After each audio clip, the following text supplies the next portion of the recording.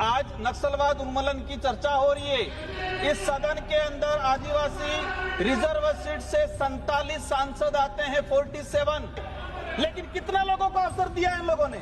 यही पता चल रहा है कि किस तरह का अन्याय किया जा रहा है। सदन में अन्याय हो रहा है तो स्वाभाविक है धरातल पे अन्याय होगा। कौन है जो आदिवासी शहर में जाके ढंग की चप्पल खरीद के नहीं ला सकता? उस आदिवासी के पास आधुनिक हथियार कहाँ से आ रहा है? इन लोगों का इनकाउंटर क्यों नहीं हो रहा है? उन लोगों की गिरफ्तारी क्यों नहीं? आदिवासियों को सदन के माध्यम से मैं आह्वान करना चाहूंगा कि हमारे पूर्वजों ने अंग्रेजों से, मुगलों से, जमींदारों से पारंपरिक हथियारों, गुरिल्ला युद्ध की पद्धति से जल जंगल जमीन की रक्षा की। अब हमें इस आजाद भारत में सरकारों की पनाह से पनपने वाले उद्योगपतियों से जल जंगल जमीन की रक्षा कलम और कागज से करनी है और हम करेंगे ये चीज। 1967 में पश्चिम बंगाल के नक्सलवाड़ी गांव से जमींदारों के आतंक के खिलाफ चले आंदोलन से नक्सलवाद की शुरुआत देश में एक बड़ा विकराल रूप धारण कर दिया है। आज गृह मंत्री अमित शाह जी द्वारा 31 मार्च 2026 को देश में नक्सलवाद मुक्त करने का दावा किया, उसका हम स्वागत करते हैं।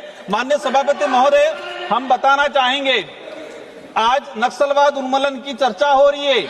इस सदन के अंदर आदिवासी रिजर्व सीट से 47 सांसद आते हैं, 47।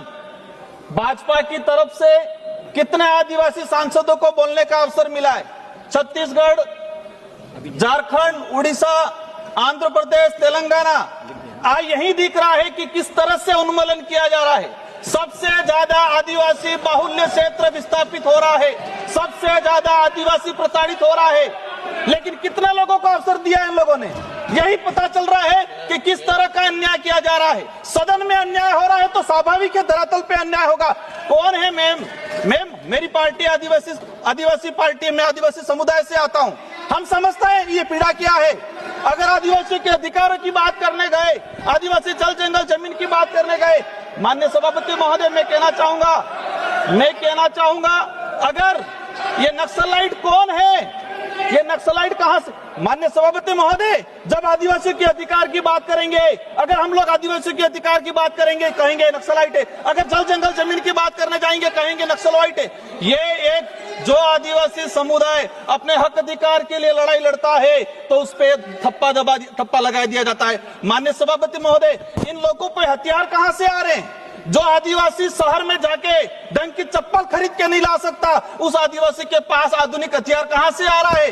इन लोगों का इनकाउंटर क्यों नहीं हो रहा है? उन लोगों की गिरफ्तारी क्यों नहीं की जा रही है? माननीय सभापति महोदय, अच्छी बात हम चाहते हैं, खत्म होना चाहिए, लेकिन यही सलमा जुड़ो चला था 2005 से 2011 तक। 2000 के आसपास आदिवासी मारे गए, नक्सलाइट की तरफ से भी मारे गए, सेना की तरफ से भी मारे गए। लगभग उस समय कई जवान शहीद हुए और 1 लाख आदिवासी समुदाय विस्थापित हुआ उस दौरान। आज चलाया जा रहा है। मैं कहूंगा अभी जो वर्तमान में देश में हालात हैं, देश में हालात क्या हैं? कितने लोगों को जमीनों से विस्थापित किया गया है? आजाद हुआ देश तब से लगा के आज तक 22 लाख आदिवासी विकास के नाम की परियोजना की वजह से उनको विस्थापित किया गया। भाजपा सरकार के अंदर 10 लाख आदिवासी 2014 से लगा के 2026 तक 10 लाख आदिवासी परियोजनाओं के नाम से विस्थापित हुए हैं। माननीय सभापति महोदय, ठीक है, जो आदिवासियों को कलम पकड़ाने की जरूरत थी, आज 15-16 साल के बच्चे हथियार कहां से ला रहे? कौन पहुंचा रहा है उनके पास? कहां से आ रहे हैं ये हथियार? माननीय सभापति महोदय, आपके माध्यम से हम कहना चाहेंगे कि पूरे देश के आदिवासियों को इस सदन के माध्यम से मैं आह्वान करना चाहूंगा कि हमारे पूर्वजों ने अंग्रेजों से, मुगलों से, जमींदारों से पारंपरिक हथियारों, गुरिल्ला युद्ध की पद्धति से जल जंगल जमीन की रक्षा की।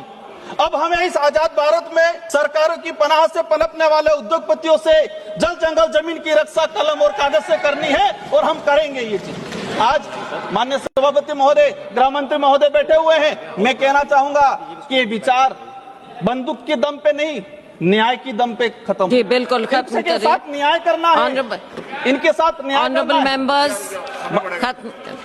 ऑनरेबल मेंबर्स, आपकी सहमति हो तो इस चर्चा की समाप्ति तक सभा की कार्यवाही बढ़ा दी जाए। जी जी। माननीय सभापति महोदय, भारती पारदी जी, माननीय सभापति महोदय, 2 मिनट में मेरी बात को समाप्त करना चाहूंगा। 2014 तक